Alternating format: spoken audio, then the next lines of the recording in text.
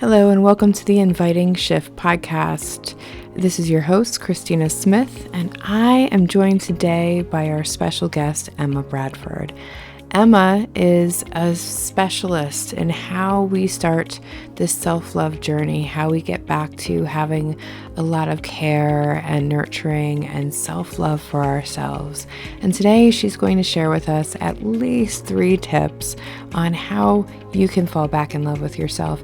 And the thing that I love about this topic is you don't have to remember ever being in love with yourself before.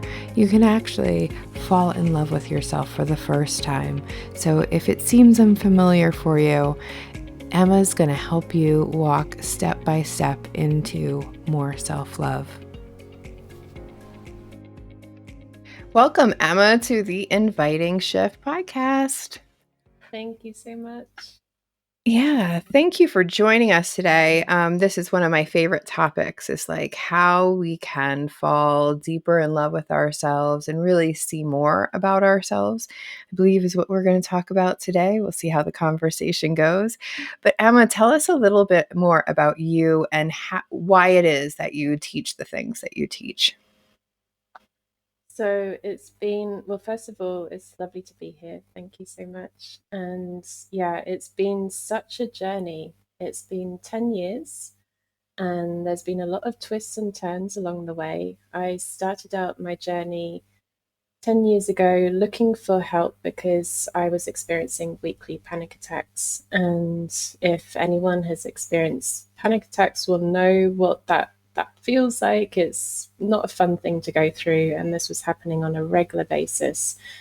And I was experiencing everything from feeling faint to actually fainting sometimes, to feeling like vertigo, like out of breath, like sweaty palms, like everything. Literally just feeling like I was going to die in those moments. Like when I look back at it now, I can back at it and laugh in some way, because some of the situations I just saw that I was perfectly fine. I was okay, but it was all the stories that I was creating in my mind, and years and years and years of bottling up emotions. In my childhood, I just bottled up so many emotions and didn't express how I was feeling. So it just built up like a pressure cooker until those panic attacks came. It was like that explosion. So I searched online and I heard from loved ones as well that NLP might be something useful to understand the mind, understand emotions.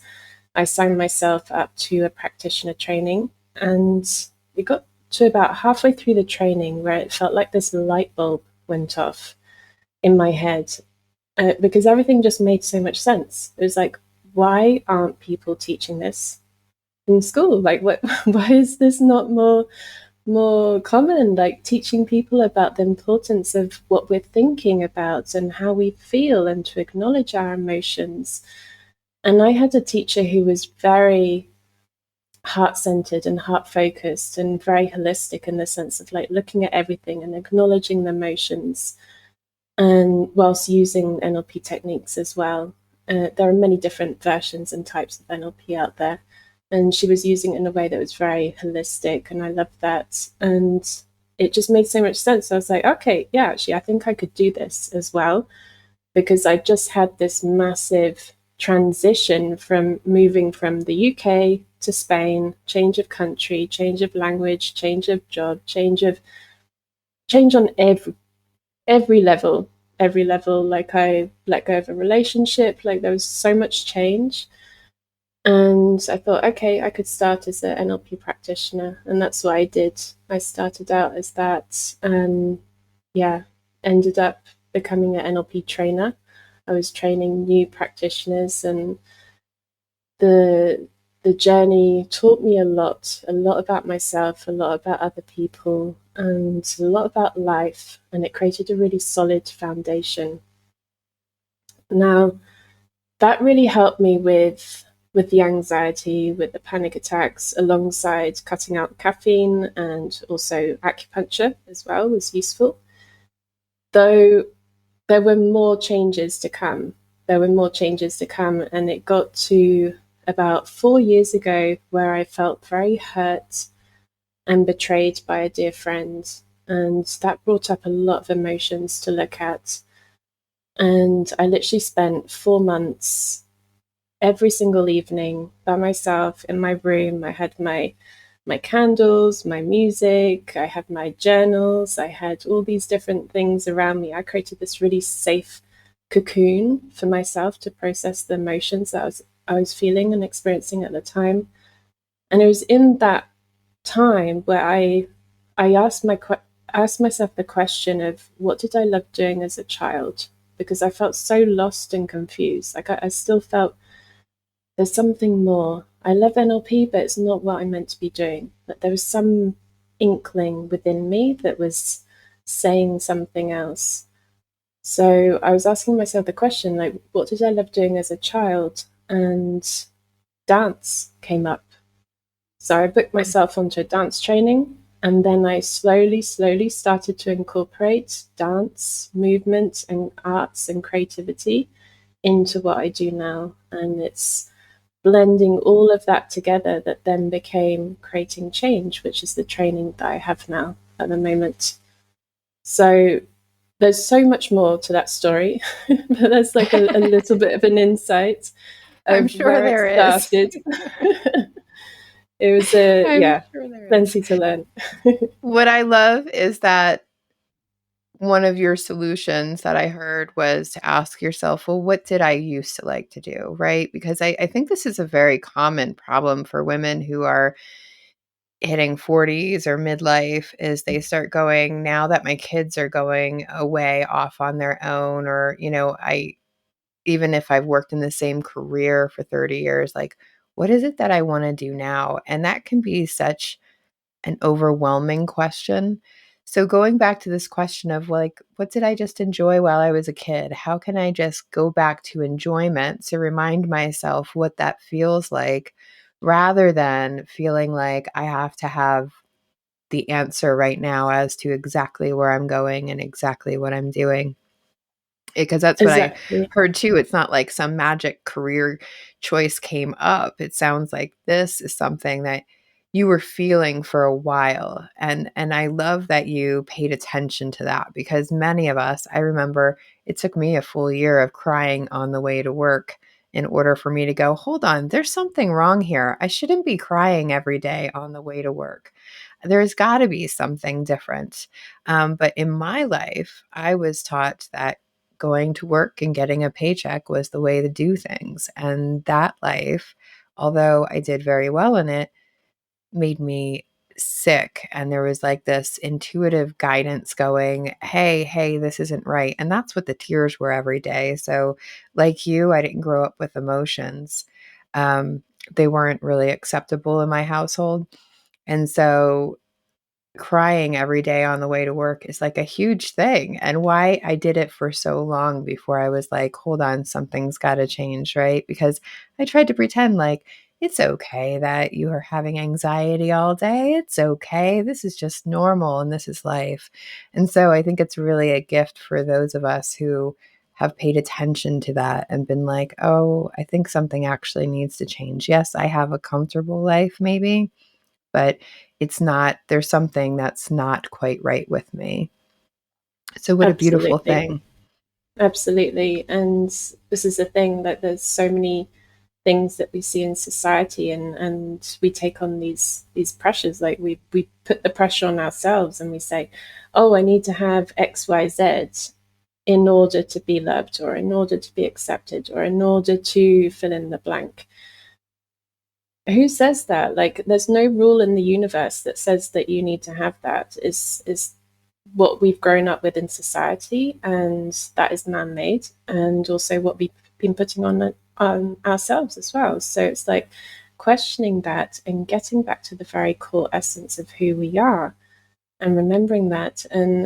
And there was like, so I started to bring in the dance and the creative arts because I'm a very creative person. I loved painting and drawing as a child as well, alongside the dancing. And I spent many years with all of my artwork in the cupboard. It was like my laptop had the prime position on the desk and my artwork was in the cupboard. And I decided to change that. I was like, no, my laptop will get shut away and put in the cupboard at the end of the day, and my artwork will always be there on the desk. My paintbrushes will always be on the desk. And shifting that, like creating that, like making sure I was aware of like, okay, what is the priority here? What's important? And just like little things like that can make such a huge difference. And that continued to grow and transform. And it wasn't until I ended up being in a relationship where, towards the very end, it became emotionally and psychologically abusive. That, and it didn't last very long. It was just a very short experience, but a very potent experience that I had. That was like the final wake up call. That was the big experience that I was like, okay, no, now is myself as a priority. Now is really living life according to our deepest truth and our heart desire and our soul, like living a soul led life.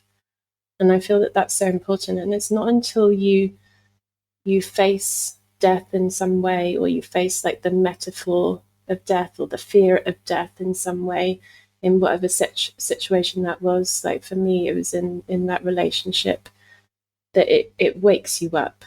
It wakes you up, and it's like there's no other choice. It then becomes, okay, I do this, but everything else is now irrelevant, because I just know I have to do this and live my life how I want to live my life.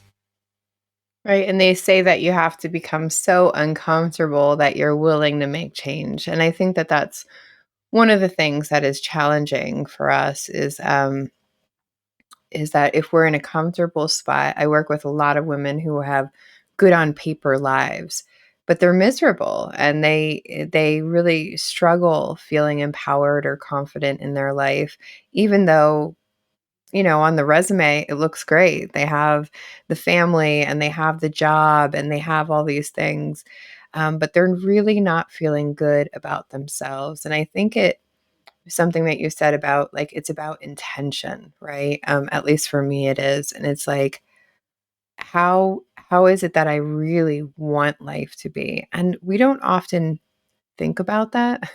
I think often we just walk into what's happening on our path and we're like, well, this is my partner and he's here. And we're okay with some disrespect and stuff until it becomes to the point, like you said, where it feels it's like rock bottom.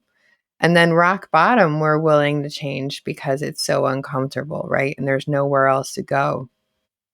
What I love and what I think that you would love is for women to not have to hit rock bottom, to start asking themselves these questions ahead of time so that we don't have to fall so low. We can start thriving, I think is really what comes up for me is like there's a big difference between surviving and thriving. And surviving is like I'm running away from things that are uncomfortable, meaning that that's really unsafe or uncomfortable, and so I'm getting away from it. And thriving is like I'm running towards something that I really truly want, which is a much different thing. And most of us are really good at survival, but we're not so good at thriving, like really asking ourselves, what is so special about me? Why, what goals or what purpose could I have in this life? And asking ourselves those questions that really, to me, those are the questions that are difference between survival and thriving in the world.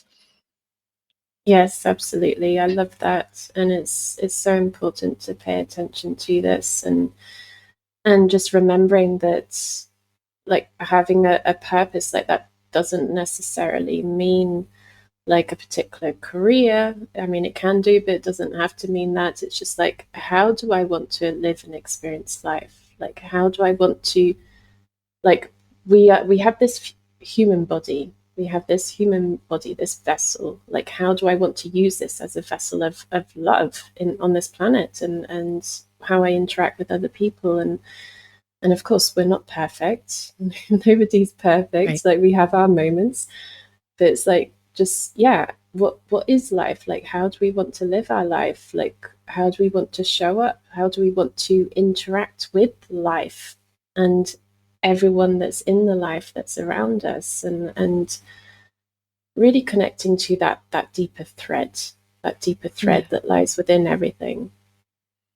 I like how you talk about purpose. Often when clients come to me, they're like, well, I don't know that I want to make an impact or have a huge purpose. I'm like, a purpose doesn't have to be, I'm going to be president. A purpose could be, I'm going to be kind. So I'm going to return my shopping cart when I'm done shopping. Or, I'm going to be polite and respectful to other people. That could be your purpose. Just, you know, emitting love from your heart could be your purpose. It doesn't have to be a huge, like, changing the world kind of thing.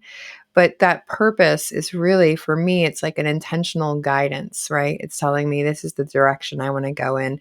This is how I want to show up in my energy.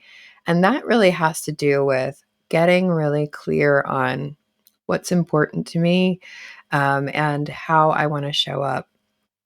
And I love that we were talking a little bit before the podcast, and you and I were saying how, of course, as like coaches and mentors, we have like tons of tools we could be offering people all the time. And yet there are some really, really simple shifts in perspective or questions we could be asking ourselves that can shift just about everything. And I know that that's what you were mentioning before. So let's talk about some of these shifts on how we come back to ourselves. Like how do we start seeing ourselves in a newer light and really bringing on self-love, and what does that mean to you? Yeah, so as you said, that there's so many techniques, but often I'm saying the same thing to my students again and again. It's like it's back to the basics. It literally is simple to make these changes. Doesn't mean that's easy, but it's simple. And there's Mhm. a difference there. And so first off, it's like really important just to notice, okay, like how am I thinking? How am I feeling? Like what's going on there? Like noticing that we do have this mind body connection. We do have this connection between the mind, the emotions. What I'm thinking about influences how I feel, influences my physiology, that then influences my behavior. I created this wheel format that I talk about this mind body connection in terms of a wheel with all the different components, and that you can create a change at whatever level you like. And so, for example, you could go at it from moving your body, that then has an impact on how you feel, or you change your thoughts, that has an impact on how you feel. So, first, like just getting clear on that, like what's going on, what stories am I telling myself? Like what stories are we repeating to ourselves, like when we look in the mirror, when we think about ourselves, when we go about our day? Like so much of what we think about is repeated thoughts, repeated, just goes on and on. And it's important just to first have that awareness and pay attention to what's actually going on in the beginning, and then just bring in this tenderness. I like to focus on tenderness. I do talk about self-love, and that's a huge part of my work, though I really love going at it from an angle of self-tenderness in the beginning, and just having that gentle presence, like being gentle with ourselves, because Mm. there's enough pressure in the world. Like we don't need to pile on anymore. And the mind, the inner critic, can bring up all these shoulds and have tos and must dos and to do lists and blah blah blah and criticisms and judgments, and it loves to do that. Most of it's out of a form of protection, like wanting to protect ourselves in some way. Though first, just like, okay, what's currently going on here? Like noticing what's coming up, what we're thinking about ourselves. And one thing that just comes to mind now is that adding on "and that's okay" to the end of a sentence can be Mm. so powerful. So it's like, oh, I'm really good at self sabotage right now, and that's okay for this moment, and that's okay. Or for example, oh, I'm so like I really want to change this, or I'm frustrated at this, or I don't like this about myself. Right now, that's okay to feel whatever's coming up, like, and that's okay. can be Mm. so loving towards ourselves. What, So yeah, what a great energy that shifts it into, I think, because it's like, it reminds me of the other day, a short story, folks. The other day I was doing with my husband, we do our annual calendar of all the things that we really want to get done or do, vacations, visits, traveling. And I started talking to him about like money. And when it comes to money, my husband starts like closing down and doesn't really want to look at it. And it's because there's like, obviously for me, there's some shame behind it, right? There's some kind of something happening in the background. And so sometimes we can, this is taking like a very critical statement, like, I can never do my finances right. And that's okay. Like making it okay and taking the shame and the blame off of it helps us like release a lot of that, the negative stories that are happening around it, right? Like, and we had to stop and like look at it and go, hold on, what's going on with your energy here? And he's like, oh, I'm already going into stories about how I spend too much money, or I want to do too much, or I shouldn't, whatever. He had all these stories going on, and those stories then impacted his emotions. He started feeling like a little kid, like I was going to be a mom that was going to reprimand him for what he wanted. And so he got really defensive. And so these emotions, they just come up, but when we can stop in the moment, and this is what I think the and that's okay does, when we can stop in the moment and go, whoo, hold on, what's going on for me right now? What's happening? When he started checking in with his emotions and his stories, like, oh, I get it. You're not doing anything. I'm like, I'm relating this to one of my past experiences and making this really hard, right? Because in my head, this is going to be really uncomfortable and really hard. So because I already have that in my head, I'm in this mood. But I could see how him going, I'm really uncomfortable talking about finances, and that's okay. Like letting it be okay allows those stories to kind of drop off a bit and go, yep, that's right. I'm not perfect, and that's okay. That's exactly how I'm supposed to be, right? It may mean that I want to look at it in the future. I may not want to get upset every time financial stuff comes up, or I may not want to do the bad habits that I'm doing. Like, I don't want to eat chocolate ice cream, and I am, and that's okay, right? Like, allowing us to have the experience rather than mindlessly move through it, I guess, is what's coming up for me. And what a shift. And I love that self-tenderness, right? So being self-tenderness, giving ourselves that self-tenderness, because sometimes self-love can feel like this intangible thing that's like way out there, but could I give myself tenderness? Yeah, I could be a little bit more tender with myself. absolutely. There's so many levels to that. Like some Mhm. people first need to start with the self tolerance to tolerate themselves, and other people's self like tenderness. Other people like there's different levels, but we don't need to go from 0 to 100. It's like let's make it easy.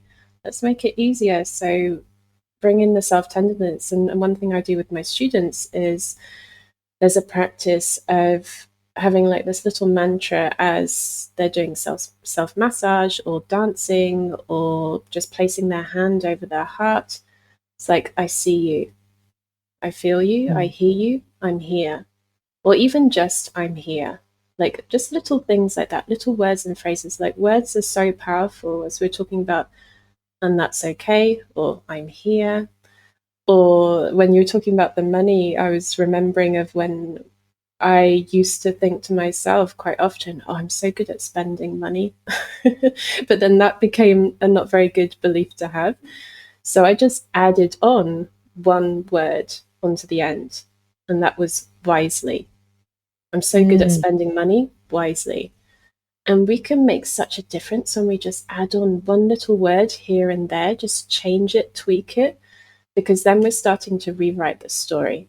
And this is the Mm. beauty of what I was learning in NLP, like the power of words and the power of the language and how we talk to ourselves, how we talk about ourselves, how we talk to others, how we talk about life. It has such a huge impact. So it's like, yeah, I'm really good at spending money wisely. Yeah. And in the beginning, it might not feel real, though the more that we start shifting into that news story, the more that becomes our reality. Though it's, yeah, all these little things can really help. Just paying attention to the stories, like what stories are we focused on, what we attaching ourselves to, and just noticing, like, is that helpful? And if it's not in the moment, it's okay. For right now, it's okay. Doesn't mean that we have to remain stuck in that forever. But for just this moment, let's just accept it for this Yeah. moment. And I believe that too. Like, I'm a big word person. I make my clients look up definitions to their intentions and stuff just because I think words are really, really important. And I used to question this, right? My logical mind be like, just because I start talking to myself better doesn't mean I'm going to like myself more. But it does. Like, it really does. The little shifts in language shifts the way that we view it in our minds, the way that we perceive it. I have clients who, and this isn't, I guess I wanted to bring up, this isn't about faking it till you make it or telling yourself untrue things. That's not what this is about. This isn't about like snowballing ourselves. This is about um, us shifting our focus to what's most important to us. So, for some of my clients, maybe they can't say to themselves right now, I really love myself, right? They might struggle when they come to me, and saying something like, I really care and love for myself might be something that's way too deep for them. They don't believe that. They can say that all day long, and they're going to say it as if they were reading the newspaper, right? They're going to forget it in 5 minutes because they're like, I don't really believe that. Well, if you don't really believe that, do a smaller shift. And these are small shifts. We're only talking about changing words right now. We're not talking about going out and doing really, really hard things, right? But this small shift to, I'm open to seeing how I can love myself more. That that is creating a message to our brain that's saying, I'm looking for it now. I'm looking for ways in which I can love myself. And we're more likely to see those ways than we are if we're like just walking around going, oh, I hate it when I do this. I hate myself. I hate that I, show up this way. We're never going to see anything but more that we hate if that's what we're looking for. But if we can just crack that window open a little bit. I'm open to seeing how I might be confident. I'm open to seeing my gifts and my beauty. And that's one of those things that you said, like putting your hands on your heart or something and really speaking it to ourselves. Because I think one of the struggles that we have with self-love and self-tenderness is that we remain really unconscious, or we don't even acknowledge ourselves as much, right? Like, we're in the world, our brain is in the world, we're doing the things, we're being productive and getting stuff done. People love that, right? But we're not really in tune with ourselves. And I love that you're using the creativity and such in your program, because that to me, like, is the ultimate self-love, is when you can do something creative that doesn't have to have a productive value. It doesn't have to have a means to an end. Like, you're doing it just because you enjoy it. And I think that, as like, that's why I love to go back to that question, like, what did I love when I was little? That's what we did when we were little. We weren't worried about getting a list done. We weren't worried about, getting all the things accomplished and responsibilities. We just did what we love to do. And I think that that is a huge piece of self love that a lot of us have cut out because it doesn't produce anything. It's not important. It's not effective or productive. And I think that that's a real loss for us. Allowing ourselves to play. I once heard actually read an article. This, I can't remember who it was by because it was so long ago, but they were talking about the purpose in life, and they were saying that we're here to play. We're in this human experience, and we're here to play and to grow, learn, and evolve from that play. And I just felt that that was such a beautiful definition of life, and to bring in more play, and the importance of play. And yeah, this is why, like, I love dancing, because for me dancing is such a fun thing to do. It's such a creative thing to do. And like, whether you think you got two left feet or not, like, it doesn't care. It doesn't matter.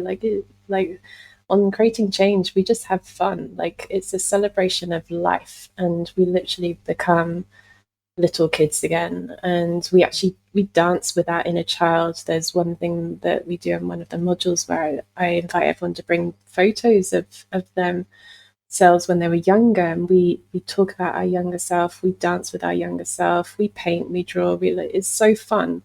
So bringing this back in, and it's very easy in society to get, like you said, to get caught up in all those like productivity mindset and do go. Actually, we're human beings.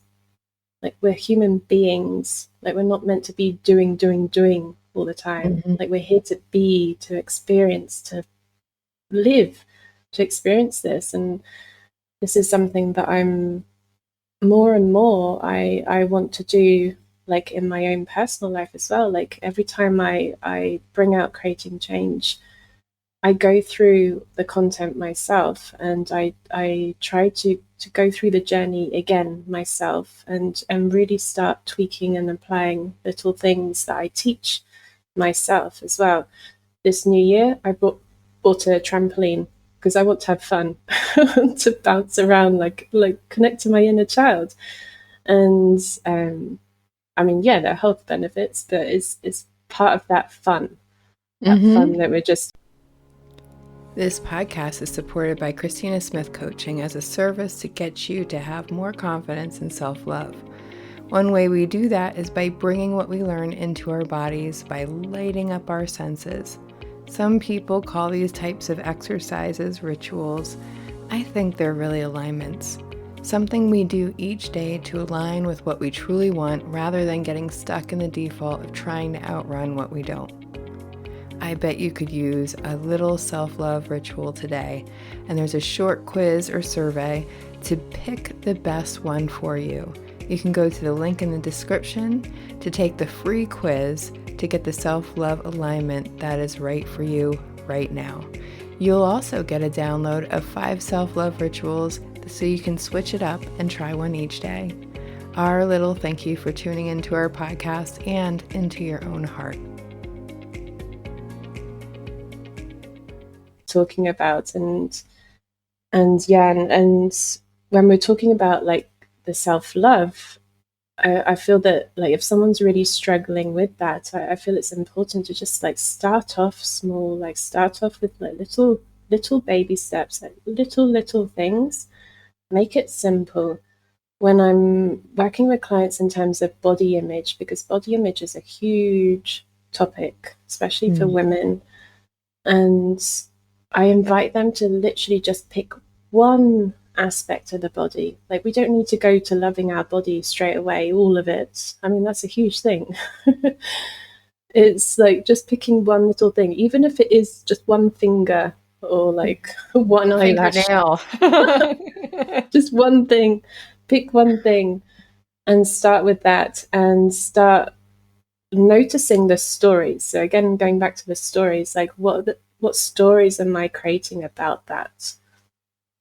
How do I look at my hands or my face, or like, am I focused on the wrinkles? Am I focused on the dark circles? Or am I open to noticing like the stories that I'm creating about that, and what experiences those aspects of my body have helped me to experience?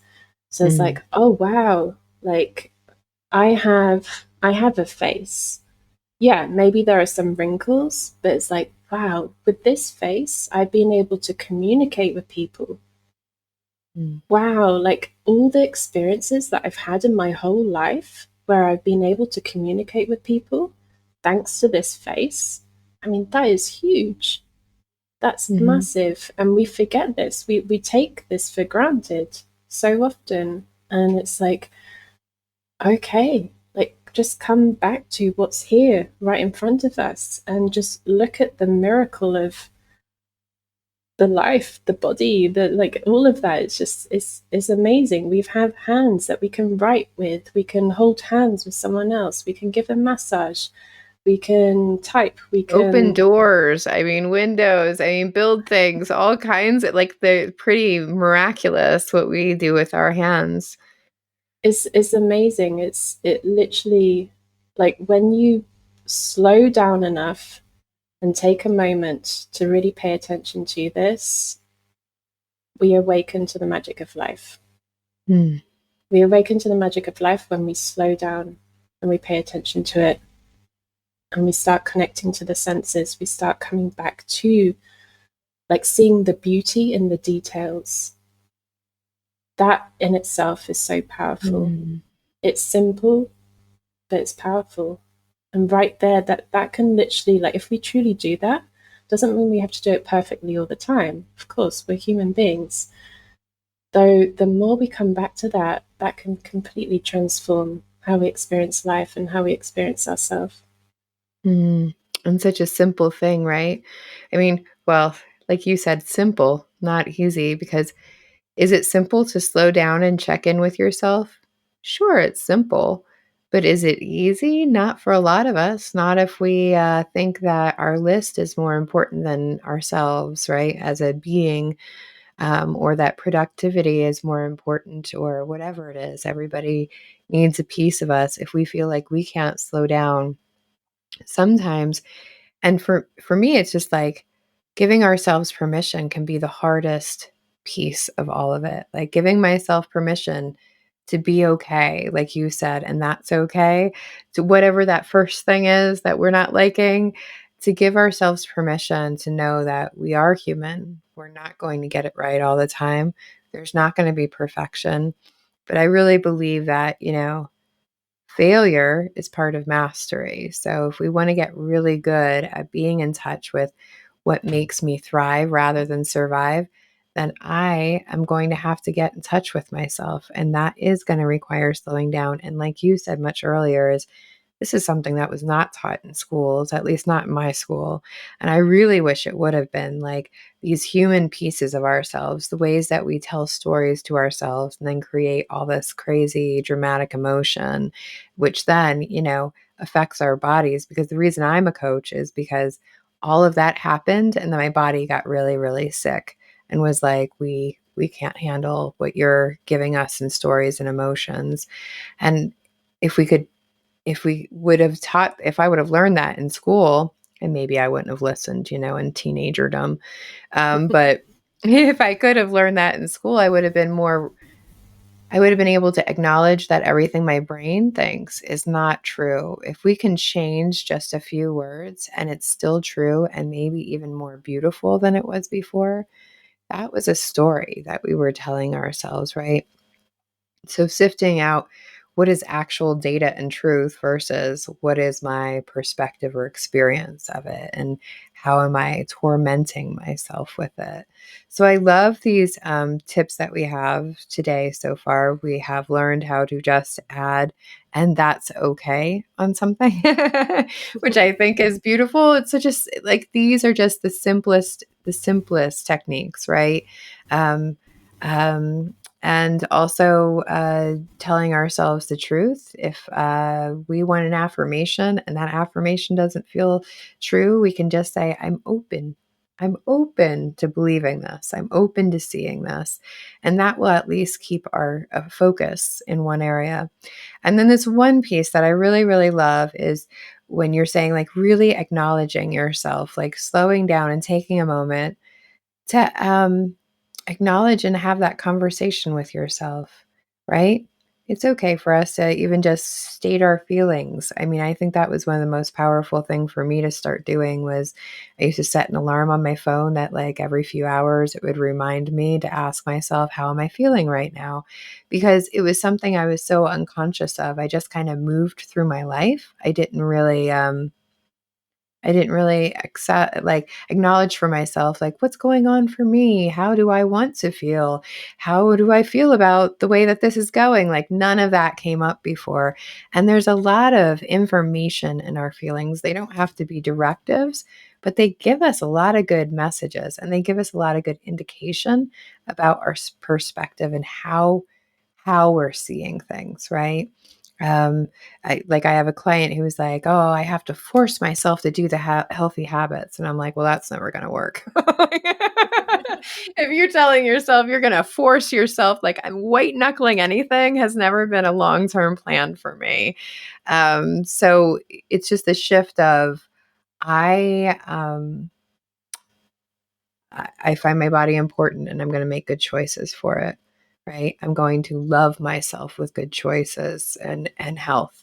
Like there's just so many ways that we could say it that doesn't feel heavy because words can create a lot of heaviness. And I know that we're running a bit over. And do you have one more good little tool that we can give people that is just so simple and it just makes things shift just a little bit? So yeah, this is like my favorite topic, and I could talk about this for I hours. know. We should have like a 10-part series. Which is why I also have a podcast as well. Just like there's so many things. Yeah. Though I think like the most important thing is literally just like noticing like what level am I connecting to myself at? Like there are many different levels. And when we look at ourselves in the mirror, like mirror work is very powerful. And when we look at ourselves in the mirror, like what are we focused on? Like start opening up to connecting to the life that is animating that body. Because we hear all these stories, but we're the one hearing that. I mean, this is not me saying this. This is this Eckhart Tolle. Like he would talk about this. Great spiritual teacher, and he would talk about this a lot. And it's like we're the one listening to these stories, but at our very core, we're something else. Like we have this physical body, but there's this energy, this like life energy. I just call it life, just to keep it simple, because there's so many labels and everyone has different beliefs and values. So this life that's running through us. So it's like recognize the life, look in the mirror and see the life blinking back at you in the eyes, and just recognize that there's this life that's animating this physical body. There's this life that's animating the personality.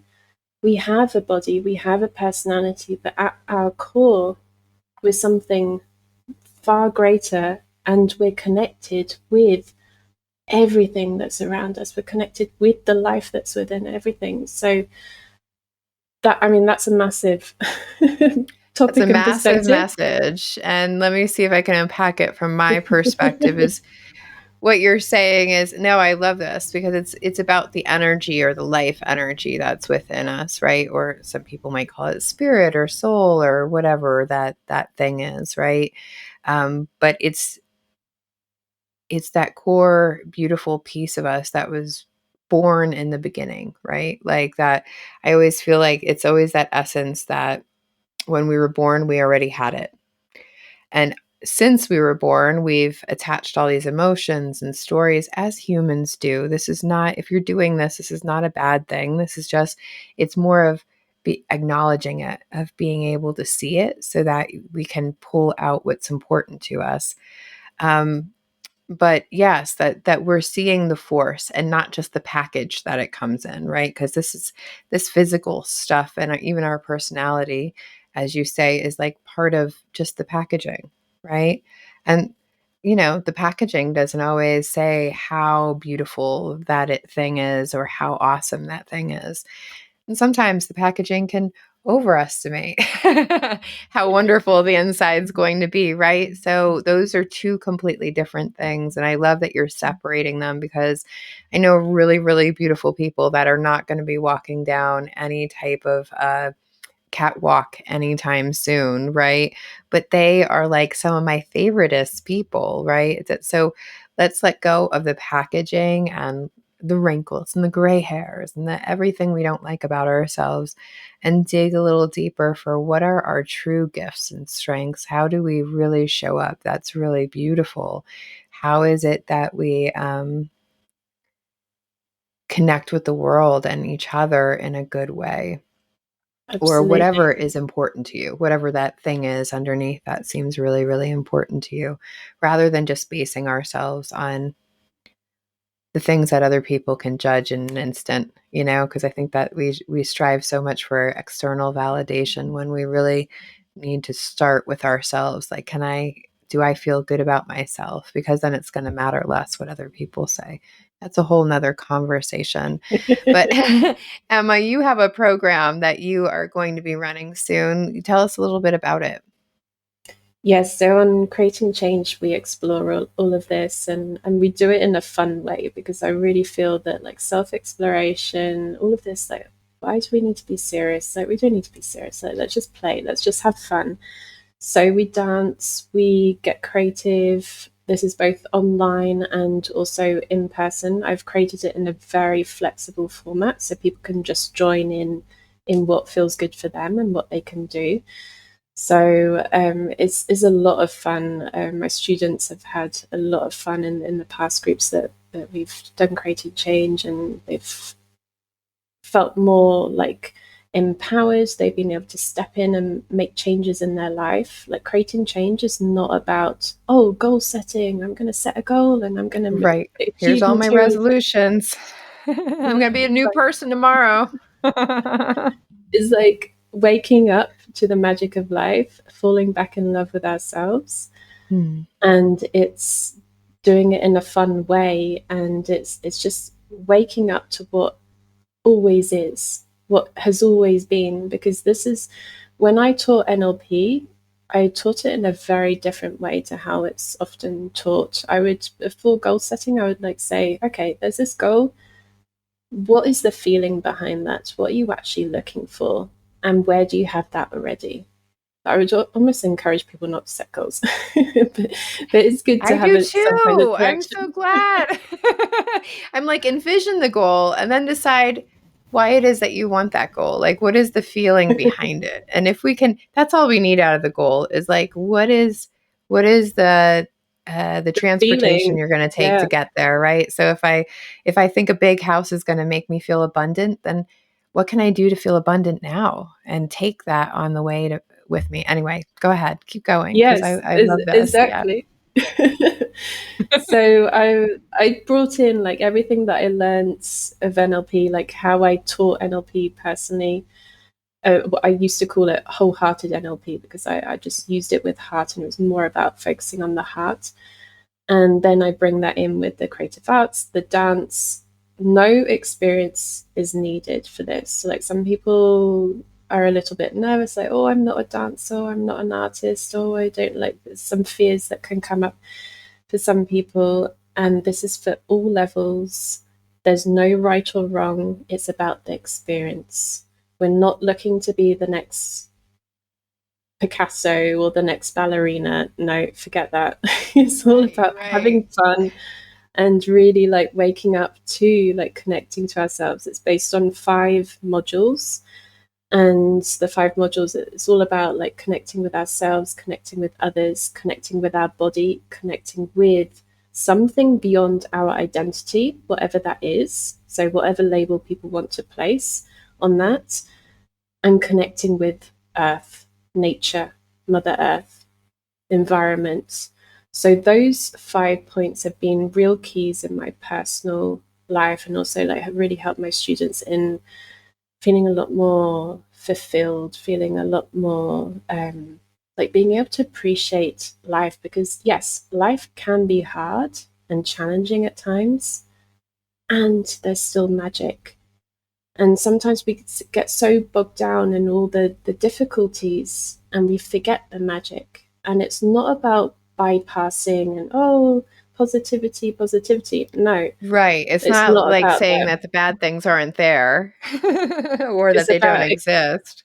no, it's about acknowledging that and waking up to the magic, so we can use that magic as comfort, as fuel, as a guiding light whilst we navigate the challenging stuff.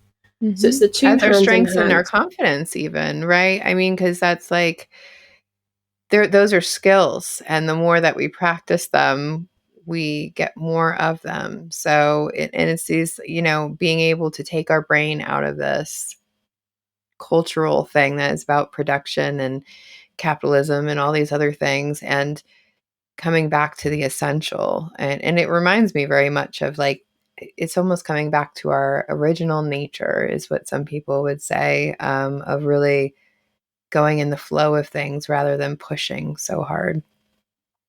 And I love that it's Absolutely. all done with fun and creativity.